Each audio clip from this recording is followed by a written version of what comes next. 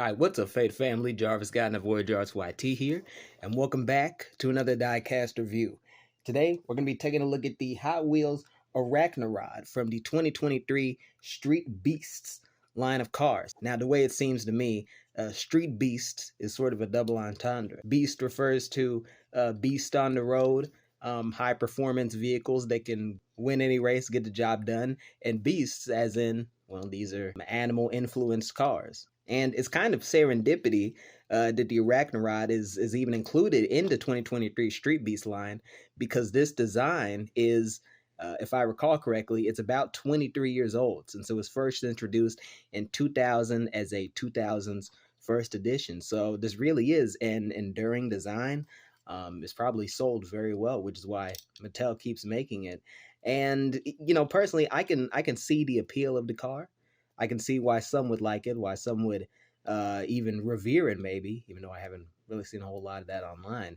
But personally, to me, man, this design doesn't completely do it for me. And it's for a couple of reasons. First of all, it's the color scheme. Now, this color scheme did have a lot of potential. You got this really nice cerulean blue that's nearly turquoise that's acting as the main body paint on a car. And you also have some really nice purple accenting on the wheels. Well, actually, the rims have a lighter shade of purple, nearly lavender, on the rims, and then the actual wheels look purple, which does look very nice. But the other accents on the car, which are the, I guess, translucent yellow and the silver structure right here, I don't think they fit incredibly well on the car. It kind of makes things visually too busy, because I think if we just had the blue and the purple and maybe some silver, things would have looked all right. But with the translucent yellow, it's just a mishmash of different colors, and I think just the sheer volume of colors that we got in this thing, it doesn't make for a cohesive package. Another issue I have with this is the actual arachnid portion of the car. Just look right here. You obviously got the 8 legs, 2 at the back, 2 at the front, and 4 that I guess act as supports towards the embedded engine. Personally, I really don't like this. I really don't like the inconsistency, with the actual length of the legs, because you can see right here, these are the longest, arachnid legs on this thing, and there's some really nice detailing here. But you look at the back, and they went for a different, I guess, sort of robotic mechanical thing, and I personally can't understand that. They didn't even necessarily have to be the same length as the front, but why didn't you just add the same, like, really cool step square pattern that you had at the front? Why couldn't you do that at the back? It just looks inconsistent.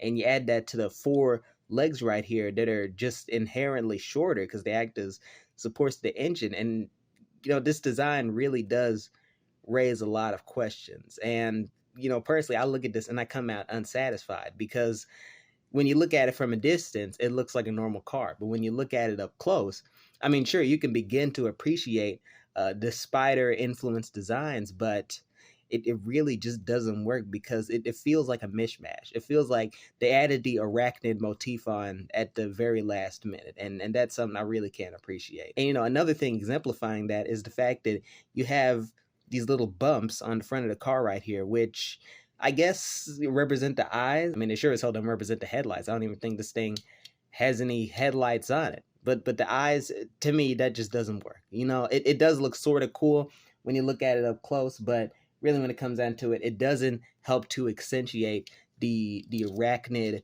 motif that this vehicle is going for. And that's a big issue with a lot of it. But otherwise, in terms of the actual car elements of this thing, it does look pretty cool. You have the really nice embedded engines right here that I mentioned earlier. You have a really cool cockpit that does seem somewhat physically accurate. You got a lot of Hot Wheels, and the inside of the car just doesn't make any sense logically. It's like, how the hell is somebody supposed to get into it? Well, with this, I guess you could imagine that the cockpit sort of folds up so that they can get in, and everything makes sense. A driver could feasibly be in there, so I'm not too pressed about that. And although I'm not the biggest fan of the translucent yellow that they decided to go with on this vehicle, I do appreciate the creative use of putting it on the back of the car as sort of like a static exhaust. I'm not entirely sure how to describe it, but it does look really cool from certain angles, always making it seem like the car is in motion. So That's something that I definitely can appreciate that, and you don't really see that on a lot of Hot Wheels. I mean, this is obviously a very 2000s design, but even with the gripes I have about it, I do think it still holds up relatively well, and so I'll at least give it that. I can see why people would like it, and even though I don't think that everything on the design works together very well, I can at least understand why this is an enduring design, because in the end, it is a unique and cool looking car, and really, that's really all you can ask for from Hot Wheels. Either way, man, in terms of recommendations, this has got to be a pretty solid recommend. I mean, I'm not the biggest fan of this car, but again, I can see why people would like it, and you're not going to have a lot of trouble finding this. I mean, this came out in 2023, and this is a design that's been in production since 2000. So, if it's sold this well over the past 23 years, I don't think it's going to go out of production anytime soon. So, you're not going to be dealing with much of a scarcity factor. Your store is probably going to have these on the shelves, depending on how well Hot Wheels sell at your store, which tends to vary. So, yeah, man, I say definitely pick this up if you're into the design. That's not to imply that this is for everybody, but I'm sure that it does appeal to a lot of people. Those people are just not me. Either way, man, that'll do it for my review of the Hot Wheels Arachnorod from the 2023 Street Beasts line of cars. I'm really curious to see what the other cars in this line look like. I may have to pick them up. Either way, man, I'm Jarvis Guy in the Void Jarvis YT. Thank y'all for watching. Stay tuned for more Diecast content. And as always, giggity giggity, giggity goo. Stick around.